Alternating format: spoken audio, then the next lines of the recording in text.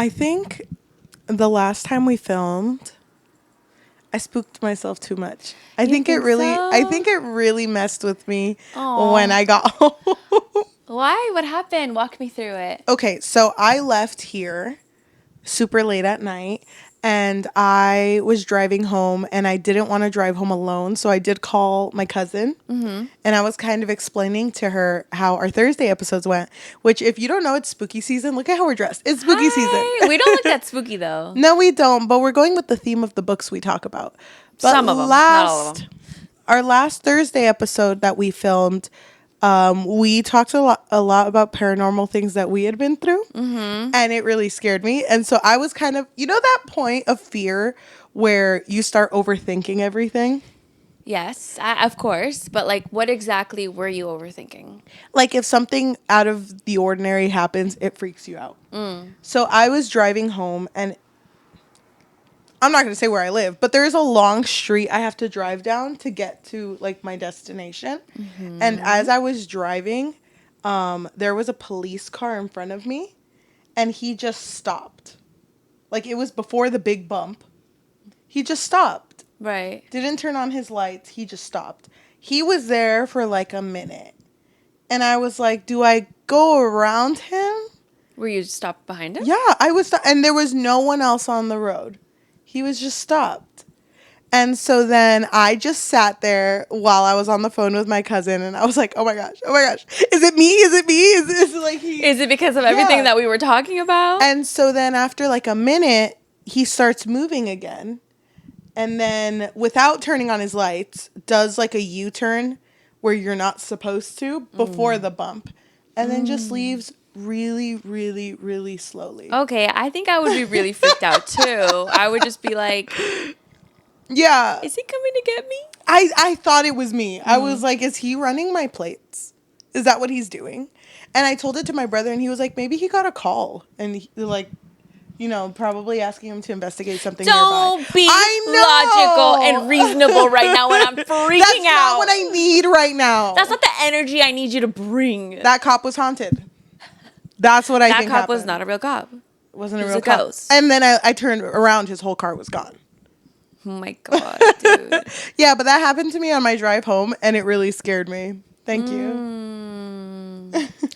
Yeah, I think our last conversation, because we bulk film, so we basically filmed not all of our Thursdays, most of our Thursdays, which are just like us going down rabbit holes of Reddit's forum, No Sleep and Paranormal.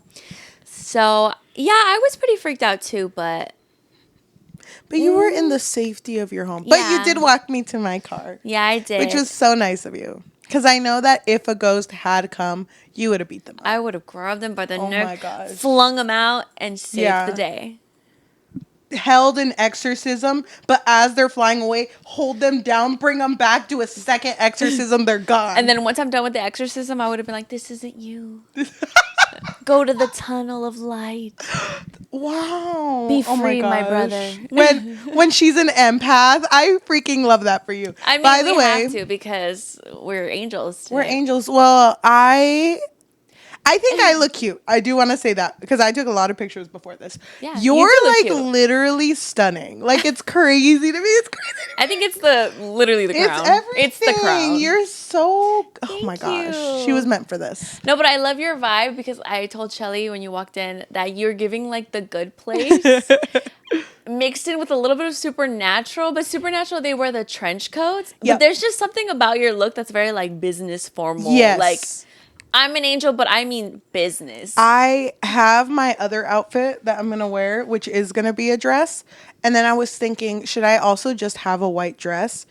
But then I decided against it. Because the only time I'm going to wear a white dress is if I get married. Oh. And that's the only time in my life. That's the only time? That's the only time. You will never catch me wearing all white except for this moment and then the second moment. Only then. Oh, I hope you're ready because I'm going to be like a hawk. Oh my gosh, you are. I'm going to be like, and then you're just, hold on. It's just kind of funny that. I just think it's a little funny that you told me on the episode of the Book Fix podcast that you were never going to wear white unless you were getting married. Okay, let me correct. I'm not going to wear fully white. Because I do like the color white. Like, I wear this to work. Ya lo estás cambiando. No! See, I just said, you're just changing it up now. You don't get it. No lo entiendes. No lo Do you entiendes. think when we speak... No lo entiendes. Do you think when we speak Spanish like that, they're like, that's real? They don't know Spanish. No. Yo sí sabo español. Thank you. Can we get started? She said I know Spanish, but terribly. Okay, thank you. I think that we've read so many horror books that have ranged in a lot of different genres. Yes. And this whole dressing up has been so fun. I loved this so much. I just wish we could keep it going forever. And I don't know if you felt the same way, but because this one's a little more lighthearted in the outfits, not in the story. Not in the story, but in the outfits. I feel the end of spooky season coming. Oh. Because this one's a little more... You feel like we're done now? It feels weird. Hanging up my wings and I'm done. I know. It feels weird. It felt very like it's ending soon. And I'm a little sad. Chapter is ending. Well, I mean, if you think about it, we do only have a month left of spooky fun. And I'm sad. I'm sad too, but the journey was amazing. What is the saying? Like, don't cry that it's over. Be happy that it happened. Why was I going to say cry that it happened? I was like, that's not the saying. Cry like tears of joy, though. But you know what? I don't know if you feel the same way. I feel like we had a lot of growth this spooky season. Yeah, I do. Which is crazy. It's crazy to think about because I feel like we say that after every time we do something. But this is so like, oh my God. No, we're doing amazing. It was a huge leap in, I don't know if the word is production. I feel like it is.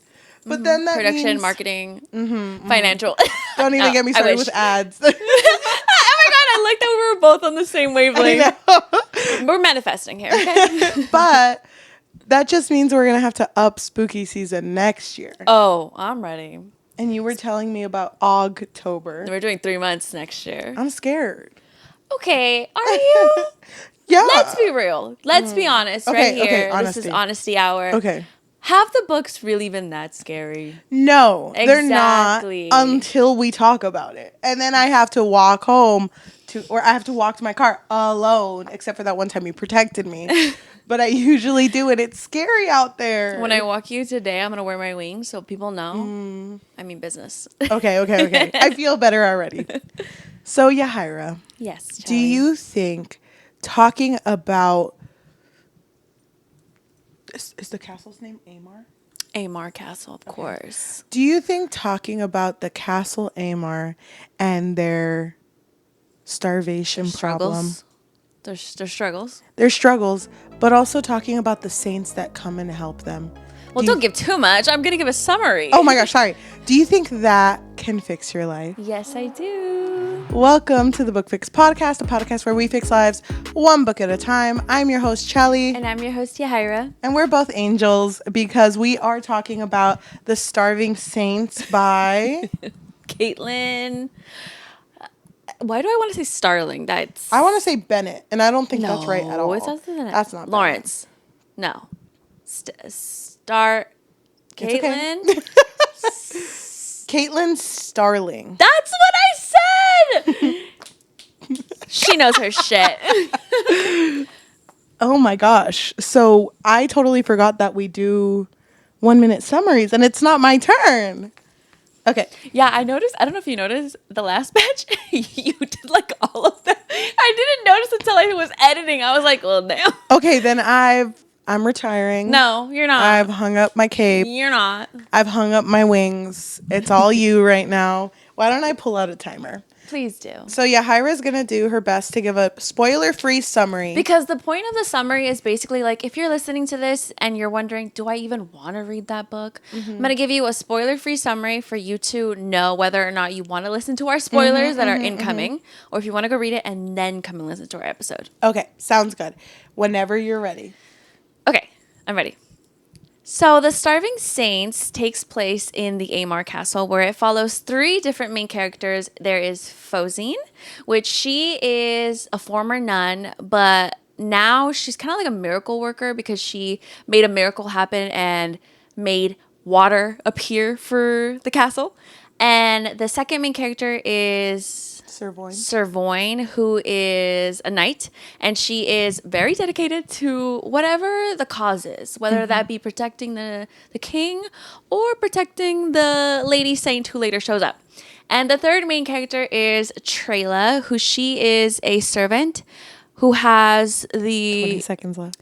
Who has a plan of revenge because Servoin did something to her and her family. So Fozine is basically tasked with trying to get food back into the castle, but she accidentally summoned saints or did she summon saints that maybe are out to get them, possibly?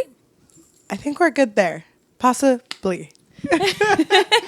1 minute exactly. That was a really good summary. I was not that confident with it, but like whatever. What I like about you, what I like about angelic you, is that when you start to get stressed out, you don't show it. You're really good at like, I got this, because I didn't feel it. You had it, dude. You had it. I was trying to think of the best way to wrap up that sentence, but I was like, you know what I'm talking about. Saints show up in a starving castle. What do you think they're there for?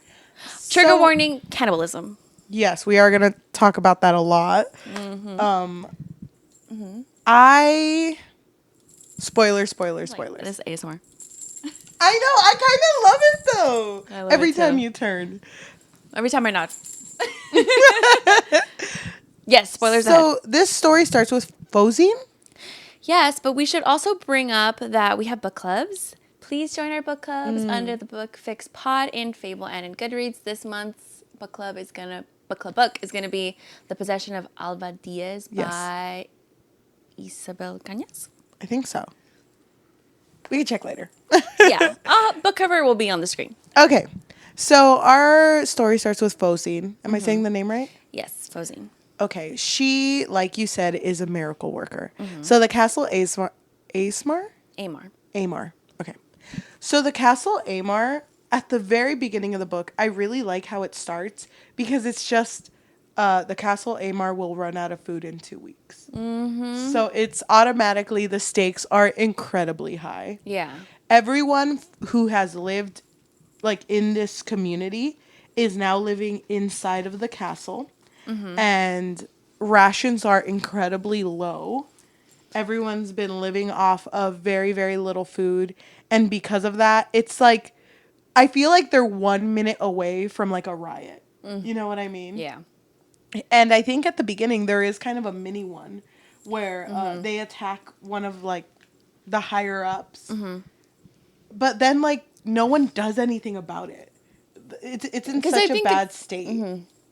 Yeah, and I think it's also kind of just expected. Like, even the king is like, yeah, I mean, of course they're upset. There's no food. I mean, we just fixed the water problem. And Fozine was the reason the water problem was fixed. Yes. So everyone gives, because of the king, and because she did that, she has her own room, which is unheard of in this situation. She gets her own ration of food, which is more than other people have been getting. And she has her own space to try to figure out how to help everyone.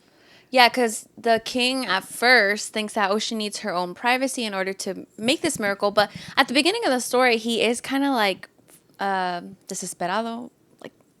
He's desesperado. He's desperate. Desperate. He's just too desperate. Like, everyone's too hungry. He's like, you know what? You're not making this miracle happen soon enough, so I'm going to appoint Servoin to watch you at all times to make sure you're actually being productive. Yes. Every day. Which Fozine hates. Yeah. Because Servoin is just there like... a looming shadow. Like, just like... Yes, and also immediately is like, you're telling me this is your research, all this stuff you have right here. You have basically nothing and a bunch of rats. Yeah. That's it. That's a joke. And I did think it was kind of funny, though, how Fozine was like, I mean, no one ever brings up the fact that now we have clean water. Yeah, You're welcome, guys. The reveal when Fozine was like, the clean water was made with rat secretions. That was disgusting. It's so gross. And it's funny because she doesn't drink the water, right? She drinks like the one that comes from the kitchen sink, which is like another place you could get clean water, but it's very little. But she doesn't drink it. And then there's a part where Servoin's like, if you want me to believe you, show me how you can make clean water. Because you know, obviously. Show me. And there's a part where Focine is like, she don't want to know. She don't really want to know. You'll hate me. You'll hate me. I just can't imagine like what was that thought process of like let me just get this rat poop. I imagine she had a full-on crash out. It's never gonna work. Nothing's working. Crushes something, throws it in where the rat poop pot. is, and then the brown water just clears. And she's like, miracles do happen. I was under the impression that this story, I know the title. I know I should have used my 2 brain cells and made it work. Starving Saints? Yes. I thought that Focine was a scientist. I thought that was like the whole thing. She always talked about her like really good intuition. I was like, nah, she's just real bright. She's just real smart. No, she's a miracle worker. She's a miracle worker. Okay. So this story, I don't know if you felt the same way. A lot of things happen, but incredibly slow. Yeah. So there's some parts I feel like I kind of want to skip. I kind of feel like we could summarize the story so fast. That's what I was so worried about. Fast. That's what I was so worried about because I feel the same way. But I do want to say I really like the writing in this story. I thought the writing was really, really good. I also had some like comedy in there. Yes, and I also really appreciate how slow Servoin and Focine's like Relationship? Well, I wouldn't even call it that at the beginning. It was literally just like a budding reluctant acquaintances. Yes. And I thought that was really interesting because when they separate, even Focine's like, there's no one to watch me. I know. And yell at me. That means I can do my fuck shit. Who's gonna watch me? It's not even worth it anymore. Where's the fun in that? So at the beginning, I don't remember the reveal, but wasn't it like they were starting to how do I say this in a way where I know what you're gonna say. Wasn't the king allowing his people that were not making it to be cooked? Yes. And the rest of the people didn't know. Yes.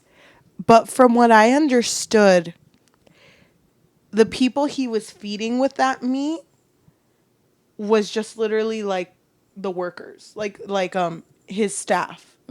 It hadn't been, even though people had probably dabbled in cannibalism, it hadn't been so publicly known yet. It was kind of like on the down low. Yeah. So that's why when the king was talking to Servoin, he was like, there's really only 2 options. We get saved or we start eating. Yeah. The ones who have passed. And Servoin is so loyal that she's just like, well, damn. But she was so like distraught. Yeah. And I think there was even a part where the king was like, you're a knight. You don't act like this. Like you just accept it. And then she gets really upset and leaves, right? And that's where she crashes into Trela. Right? She leaves. Does she? Yeah, I think that's the point. She leaves incredibly upset, and Trela, who is a servant, she was walking like the gardens and sees Servoin and is like, there she is. I can get her right now. Yeah. Yeah. You know? Every time it was Trela's point of view, she was like, I want to get her, but I have to make sure that it's worth it. She's already like, her punch is ready. Ooh, I'm powering it up right now. That bitch, I love her. She's so beautiful. But it's like, it's such a weird dynamic. Yeah. Go ahead. I was going to say, I didn't realize that Trela had been in love with her until we were a little bit further into the story. I was confused too because it felt like there was tension, but I'm like, you hate her. What is this tension? But I don't know if you felt it when I started reading this story and there was a lot of women. I was like, lesbian. They're here. They're here. Yeah, what you've been waiting Yes, for. Paul Revere. That's how I felt. Yes, I was waiting for it. So when Trayla sees Servoin, she doesn't want to be seen, but she does go up to Servoin and is like, "Oh, Sir Knight, what troubles you?" or something like that. Yeah. And Servoin says, "Don't repeat this to anyone, but this is our current situation with our food. Like we are going to start eating each other." And Trayla already knew. And she was just kind of like, eating people, I've been doing that since day one.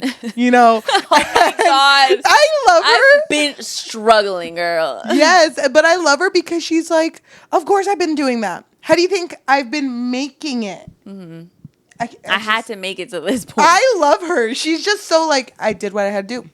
And no one can talk me out of it. Yeah. Bitches. And I'm like, okay, love that for her. But she's already like, I mean, it makes sense. What's the big deal? And when I've been here. Servoin turns around and looks at Trayla, I was imagining a huge old like fight. So I was surprised Servoin didn't recognize her. Yeah, she didn't. But yeah. That interaction happens. So why don't you, as saintly as you look, thank you. explain the saints? Well, I'm trying to remember their names. Okay, so because food is real low. Yeah. And Fozine is getting to a point where she's just like, please, somebody throw me a bone.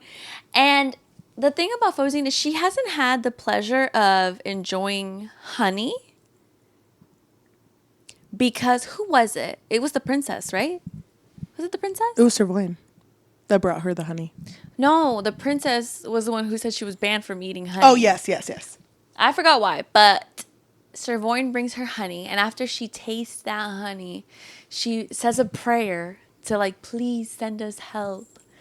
And well, the next day, these beautiful saints show up. Yes, these are all their names. Oh, thank you. So it is the warding saint, so similar to Servoin in appearance, but richly ornamented. The absolving saint, all silvered and earnest, head bent to listen to every whispered word. The loving saint, one hand curled below his chin, fine fingers sliding back and forth against his jawline, enticement and comfort both. And the constant lady, sitting statue straight in her chair, only a breath away from looking up and seeing Fozine staring. Dang. All these saints are now in the castle, and it hits Fozine later. The doors were never open. Yeah, so it's like a big mystery on how they were able to get in because nobody can get in or get out. Yes, but it's a huge deal because Fozine, when she's going to go investigate why everyone's gone, she hears laughter, and she's like, "Oh my gosh." I haven't heard this in this castle. What's so funny? She goes investigating, and she goes to where everyone is. She sees the four saints, and she sees like the people of the castle eating actual food. And it's not just like the meats they would eat. It's literally like greenery. Yeah. It's fruit. It's like things that she has missed. Like a fresh tomato, and she's just looking at the tomato like, that would take a long time to grow. Yeah. Oh, yeah. And then she also mentioned like all of the food didn't look like it was preserved. It had just come fresh. Yeah. So it was a huge thing. And she automatically gets really, really hungry. Like she feels the hunger pangs. And then she's looking at the king. And the king is just over here yapping. He's like, let me tell you everything about my child. Yeah, telling the saints everything, you know? Lying Trauma on the bonding. lying on the table, kicking his feet. I know. It's like, okay, since you asked. But like Nobody asked. But Fozine, I like the way this is written. It's like he's acting like unkingly and like a normal man. And he shouldn't be. There's like nothing professional about how that's going. And I think Servoin is also there, right? Yeah. Who was it that cried? Was it Servoin? In what part? Remind me. There was a scene when the saints first appeared. I think it was Servoin that she like bent down on one knee and started bawling her eyes out. Yes. And it was just kind of like a crazy moment. Like, oh my God, she's just like bowing to the constant lady. Yes, because then at that point, after she bows, because she's basically swearing her allegiance to the constant lady kisses her. And I'm like, oh my God. Oh my God. Lesbians? Love. Yeah. No, but it was so eerie because you can tell everyone's kind of lost their mind except for Focine at this point. Because she was the only one who didn't eat any of the food. And she was the only Trayla. one. Well, we'll learn that later, but Trayla didn't eat any of the food either. Yes, and she also never shared her name. So she never Focine. conversed with anyone. So that's like a big deal at that point. So this story kind of breaks off into like two paths. We follow what Focine is doing and what Trayla's doing. So, but their paths do cross because Trayla is trying to get out of here. Like she's trying to find a way out because she doesn't trust the saints. She's just like, something is going on. And also people are like losing their minds. Yeah. Like they're overeating. And don't they like start attacking each other? Yes, I don't remember the quickness of everything. I don't either, but I do remember that like the indulgence, they would just walk around with smiles on their faces. Yeah. And then they would stand around either a person or something they really wanted, and they just kind of look at it until like the saints kind of give them the okay to eat it. Which is it's so scary. I feel like this would be a good movie. Oh, definitely. He's so good. So then Trayla goes down with a lamp that Focine gives her. A candle that doesn't burn out, right? Yeah. She gave it to her because Trayla found Focine like near death because of how hungry she was, and she gave her dried fruit, and she was like, I'm gonna give this to you, but I need you to help me find a way out. So then that's why she gave her this candle that doesn't burn out. And so she made her way all the way down the castle, like that bad bitch she is. Yeah. And so I forgot where she ended up. She found a cave, right? Yeah, I thought they were like, it didn't say it, but I imagine like catacombs type area. Yeah, where everything is really like tightly squeezed, because it wasn't like hard to maneuver through there. Yes, but I just pictured like a cave, like you can't see anything. So, because there was a point where she finally reached, I think you're right, there was a point where it got to the narrowest part and she couldn't get through, but she had turned off her candle, or I don't think she had lit it yet at this point. And then a voice from the other side of the wall started speaking to her. Yes. And was like, I've been waiting for you. Just all creepy. Yeah, but kind of sweet. Yeah. Wait, who is that? No, but I really like this part because, well, first of all, I was a little confused. So this thing only comes out if the lights are off. Yeah, if there's no light. Because then when she turns on the candle to try to see what the figure looks like, they are gone. Like, they don't speak anymore. So this thing has just been living here. And I'm going to say that part out of order because it's not revealed until the end. But it's just been living here for as long as like this castle has been here. It's almost like the creator of the castle, it feels like. It's kind of scary to think about it like that. But not the creator of the castle, but it's like it's a part of the stones. Yes.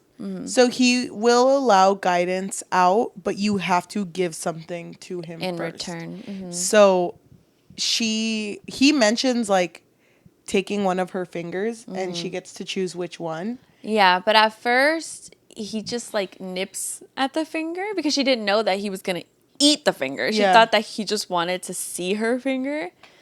But when he nips at it, she like pulls back and is like, hell no. But I thought it was interesting. I hope I remember this correctly. He says to her, well, she first says like, why would you want a finger? That's not enough to eat, you know? And he was like, oh, it's not about that. It's not about the food. I got plenty back here. You're just going to eat my finger for funsies? Yeah. I want it. I want it. He like throws a tantrum. But Trayla doesn't leave yet, right? She does. No, she doesn't, because remember she befriends Focine first?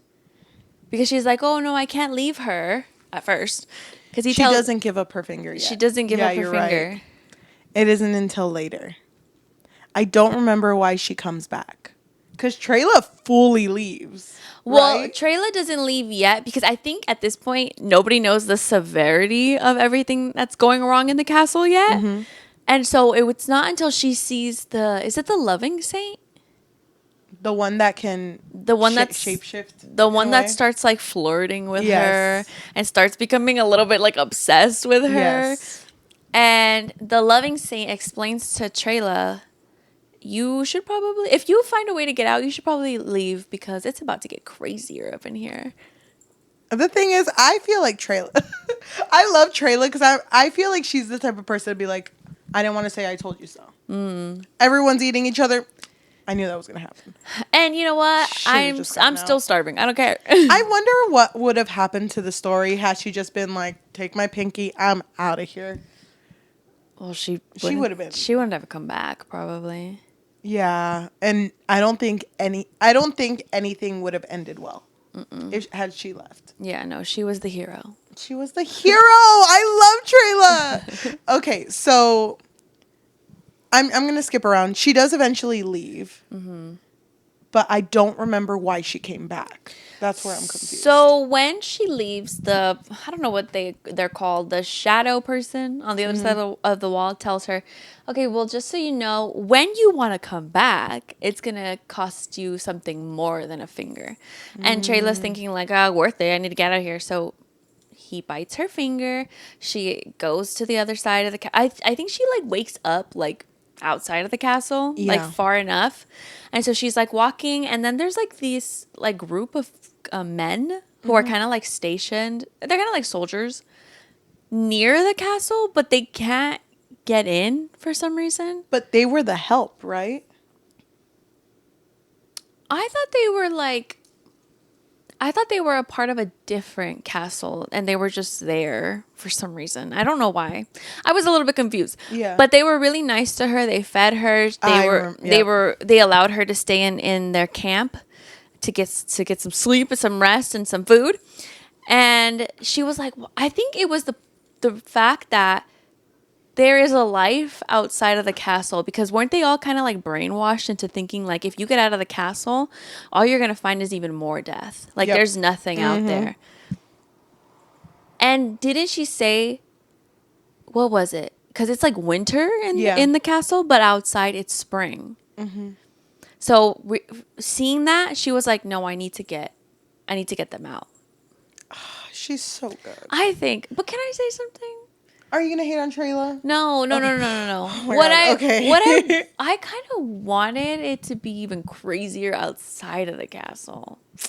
Damn it! Like I kind of wanted it to be like, wait, something's going on out here too. You know, off topic, completely off topic, but I think there's this video game I played when I was younger. Just kidding, I played it 2 years ago. It's called Danganronpa, and I remember telling you about it. But the entire story takes place in a closed setting, and throughout the story, the point of it is I want to get out. Like they want to get out of the closed space. But then halfway through the story, you figure out that it's really bad out there. Like the reason they were put in this closed space was to protect them. And even though they're doing horrible things, they're meant to do horrible things to each other. It's like, well, you're lucky you're in here though, because at least you know you have food, you know you have somewhere to sleep. That's not going to be the same case if you leave. Yeah. And throughout this story, like the whole point of the story is to have hope. And when it reaches the end, they're like, well, what do we do? It's bad out there. And they're like, well, if you think about it, the only person who told us that was the bad guy. Are we really going to believe what the bad guy says? And it's like, well, it's scary. Like, what if it is bad out there? And it's like, well, we have hope. That's all that matters. And the story ends with them going outside, but you don't know what's out there. How do you feel about that? I hate that. I love that. I love that. I love that so much. No. I mean, you figure it out in the second game, but I feel like that to me is so good. No. You don't feel it? Well, I do like that there's a second, like a continuation. Yeah. So that. Which I don't think there was going to be. Oh, really? Because I don't think they thought they were going to do that well, to get a second game. You know what I mean? But I kind of, even though this story does end with like everything's all right now, there is still, now they have to deal with like leaving. Like that itself is a huge thing. Yeah. So it's not like it's perfect. You just wanted them to go out fighting. Like Cloverfield. I guess. Yeah. I don't know. I don't know. Because then I'm also like, okay, so there's this other thing in the stone. It would have been interesting if it was like this being that was keeping them locked in, you know? Yep. I don't know. I kind of wanted a little bit more. But no, I don't hate Trayla. Love Trayla. Okay, can I say something that I don't hate, but I wish it was a little more? I wish Trayla, because where she started, she was filled with so much rage, but I wish she came back like guns warrior. blazing. Yeah, you know what I mean? I wanted her to be a full-on like hunter. Well, she did have a really cool moment. Yeah, she did. But why don't we pause on Trayla for a bit and talk about our girl Focine? No, I think we should continue with Trayla. Until what point? And talk about what she did. Okay, because the loving saint kept flirting with her, and when he realized that she was missing a finger and that something else had gotten its teeth into her, he did get kind of jealous and was like, oh, by the way, more of our beings are coming, and if you don't want them to attack you, I can always mark you, you know? This loving saint looked like Servoin, right? It later morphed into Servoin. Okay. It didn't at first. Okay. But, yeah, she was like, why do you look like Servoin now? And it's like, just cause, just why not? Oh my God.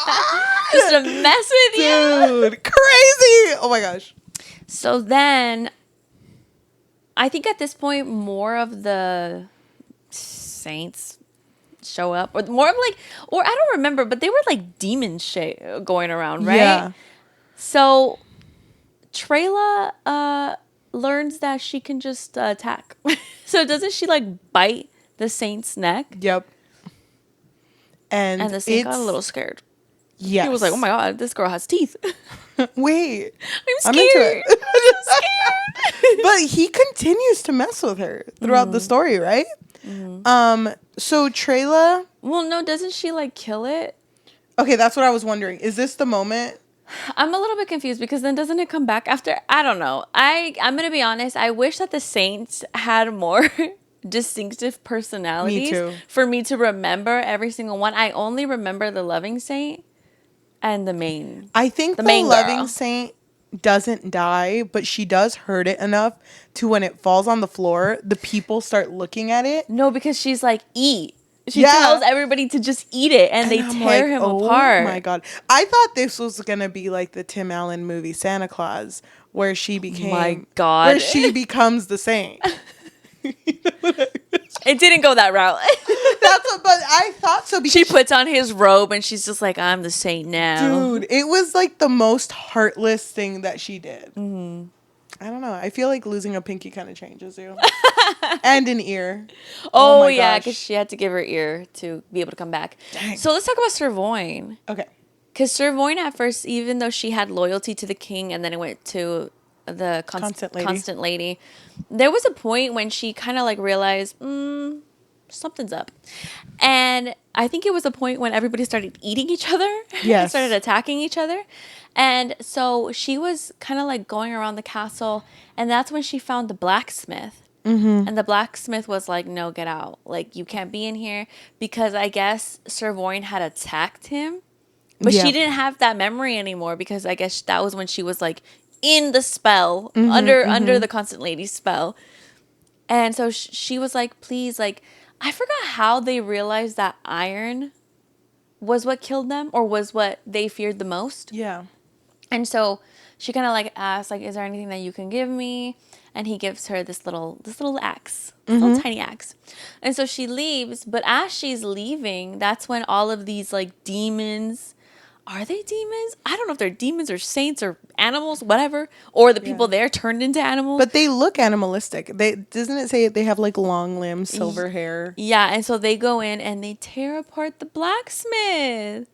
I thought that was so sad, because she was just like, and then he was screaming. And they were tearing him apart. And then it's like, okay. Yeah. I liked seeing Servoin's perspective because she was really fighting it. Mm-hmm. She was really fighting being stuck in this like craze. Mm-hmm. But she couldn't break it because she had already eaten. And I think there was a point where she realized that someone she was with or around who wasn't speaking, she was the one who had taken their tongue. Mm-hmm. Right? Like she's just doing shit that she doesn't know what's going on. Like almost against her will, basically. Yes. Or yeah. She's like, it's not really her. It's the constant lady. But she's aware of it though. Only because like she remembers after. She remembers after, but also she just, even though the constant lady is making her do this, she like completely like adores her. And she knows it's because she's under something. But isn't it at this point she doesn't adore her anymore? I forget at what point, but there is a point where she's just like, I need to see Focine. I need to see her. I think it was because Focine helped her realize that you had this undying loyalty to the king, and now it's to the constant lady. Like, when are you going to do things for yourself? Dang, she got me. She knows me too well. We've only known each other for like 2 days. I was so here for Servoin and Focine. Mm-hmm. I wanted them to have a moment. And they did. Okay, a little bit. I wanted them to have a moment where no one was under any type of spell. You know what I mean? Right. Because Focine, she kind of meddles with too much things. She started getting a little too curious. Yep. And that was her fatal flaw, honestly. Yeah. Because there was a moment when she was safe in her room and all of the saints were outside of her room trying to, get into her head. And they were like, hey, that's kind of weird that you can just make things happen. That's kind of weird, isn't it? Very saint-like. Yeah, very saint-like of you. And so they wanted to get into her room, but they couldn't unless she gave them permission. And that's when she realized that them not knowing her name gave her power. Yes. And so she came out of the room, and then the constant lady was like, do you want to know how you can bring your friend back? Was it that one, or was it? It was even before that. It was before that because but for what did some she show reason, her? She showed her a vision first. Yeah.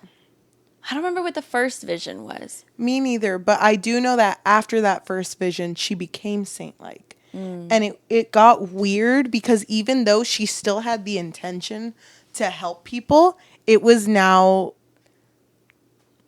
I don't even know how to explain it. It was like she was more cutthroat now. Yes. Mm-hmm. And it also seemed like she could turn at any time. She was not trustworthy anymore. I almost felt like, in like zombie movies when they get bitten and it's like you only have 3 seconds. I was like, okay, you only have 15 minutes until she turns evil. It hurt because like I said, I was so here for Servoin and Focine, but they do have like an intimate moment together. But it's very controlled. Short. And it's very short. So Focine, now having these saint-like powers, makes Servoin kneel in front of her and makes her kiss her. Mm-hmm. And it's just weird. Like I didn't like it because I'm like, what are you doing? Like you're just putting her in the same situation she was in. Yeah. And was she just planning on her and Servoin living in a room for the rest of time? She had basically told Servoin, now your job is to protect me. Yeah. And so somehow they were like linked together now because there is a moment when Servoin does get killed by Trela. Yeah. Because Trela was like... That's after. No, I know, but... let's just skip because we're talking about this a little too long. Because Trela thinks that it's the saint or thinks that it's a saint or something. It's the loving saint. She thinks that it's him. And so she stabs the saint, but it's actually Servoin. Yeah. So then Trela... No, not Trela. So then Focine, who is with the constant lady, gets told by the constant lady, like, Servoin's gone. No, I just felt it. She felt it. It was They all felt it. It was Focine that felt it. Oh, you're right. Because she did was feel just it. like, oh my God, something happened. But she wanted to deny it. And then the constant lady was like, I can show you where it happened. No, she just told her, like, oh yeah, your friend is dead. Do you want to know how to bring her back? I can show you. Mm-hmm. But I just, tell me your name. I'll show you. It is Trela who brings her back by pulling out the dagger. Because we figure out that the saints are weak to iron. Mm-hmm. And the thing that's living underneath the castle that was providing, like, an escape is made of iron as well. Mm-hmm. So, like, there are so many aspects of this place that are made of iron, so they just need to use iron in order to kill these saints. Yes. That's the biggest thing.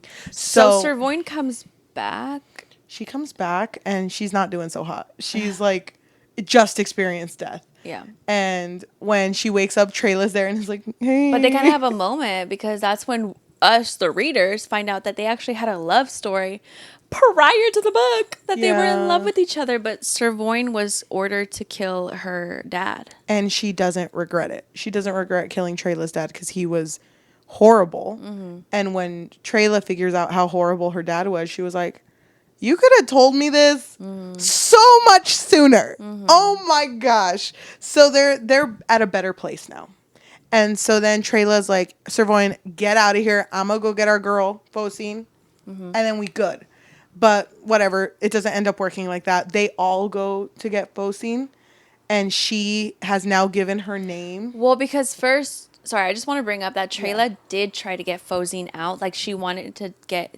She told her, hey, there's a way out, let's go. But Focine was like, no, I need to stay. Yeah. And so Trela was like, if you don't come with me, I'm leaving. And she's like, then go. Why was she so adamant about staying? Because she was in that haze. She was in that saint-like fog. It's not her fault. I think it's until Servoin comes and kind of snaps her out of it, right? Mm-hmm. And there's like this really powerful moment where Servoin is like, I want to help you. Like, we can get out of this. You need to kneel and you need to accept help, you know? Mm-hmm. And so then Focine kneels and she's still super worried, but Servoin is like, well, like, no matter what, I have you. Like, I've got you. Yeah. Trailer in the back. This is I love y'all too.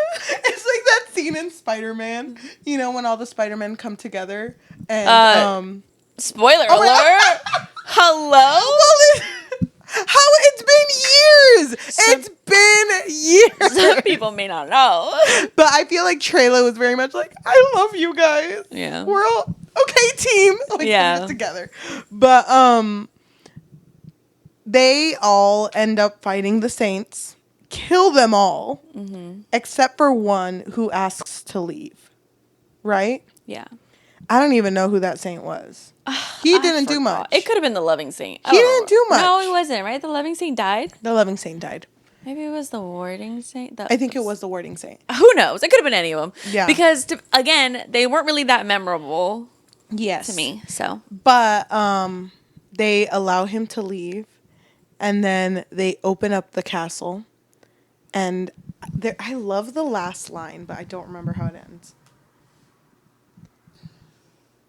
All hand in hand. I don't remember why they allowed the saint to leave. I think they kind of just realized, like, oh, the problem was the constant lady? I don't know.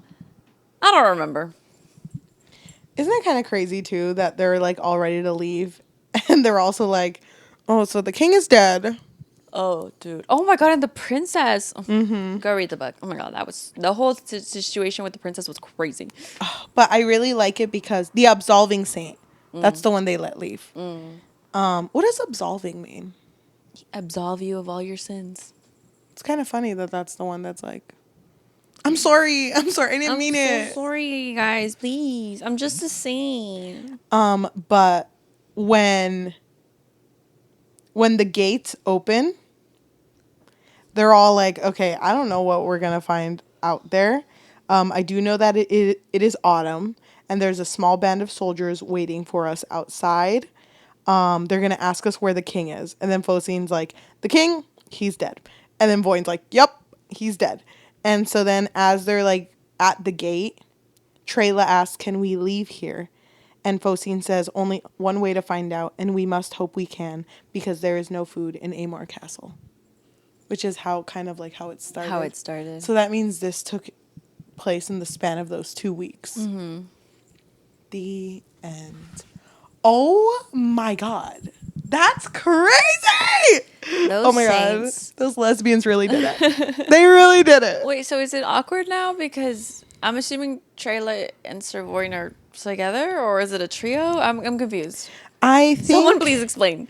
I really hope it's Trela and Sirvoin. I think it is. Right? Yeah. But they didn't clarify anything. They're just good now. Yeah. But I think I forgive you for offing my father. I think that's what's going to happen. And I do think that Focine is going to take the role of leadership now. Because it seems like she would. Yeah. Dang. So it was autumn, not spring? Now it's autumn. So I'm thinking 2 weeks, but it feels like they were there for a minute. Yeah. You know? Well, it just seemed like the time was different from in the castle and outside of the castle. Yes. Dang. Oh my gosh. Okay. We didn't even really explain like how grotesque it was because I don't think we should. These people, well, at least just a little bit because I mean it is horror. Yeah. Just the fact that they were also covered in honey. If you love honey, tread lightly. They were just like, the honey was kind of like their blood, no? Yeah, it was their blood. And it was scary seeing people who were being killed because as they were walking out, it would explain their blood to be in like a honey consistency. Mm-hmm. And you would see bees crawling out of them. Oh, yeah, there was a lot of bees. Oh, my God. And I love bees. Dang.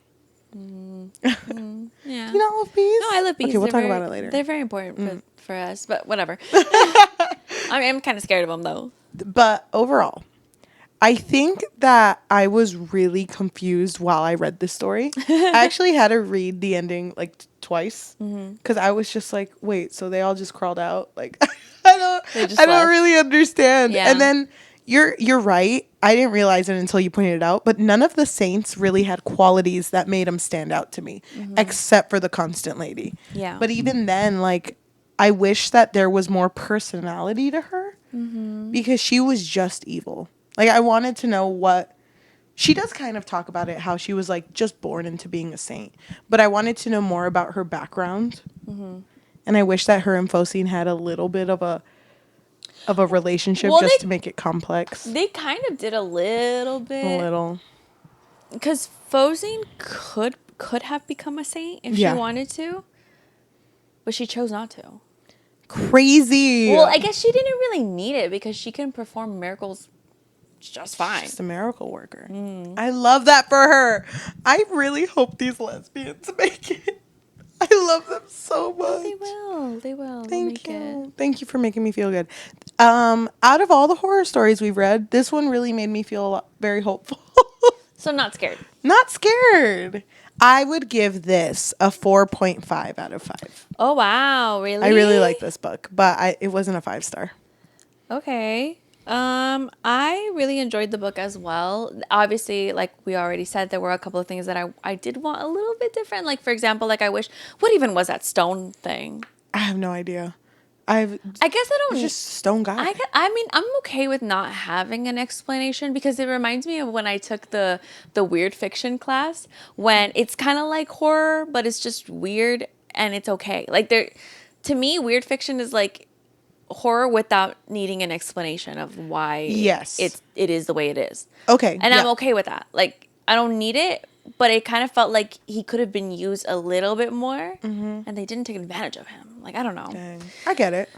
So, but I did overall really enjoy it. I also really love the lesbians. Like, I just want them to be happy. I want them to thrive. All three of them. All three of them. And whoever else they end up finding along the road to join to join them. They make their own castle. I love it. I think I would give it a 4. Wow. Oh my God. Okay, this was a good read. This was really good. Like I said, every time that we film one of these, it's so fun, but we're getting near the end. We're getting near the end. Stop. Don't make me stop. Do you think we're going to do like what American sitcoms do, and on the last episode, like all the characters, all the cast come together. We have every outfit in pictures. So long, yeah.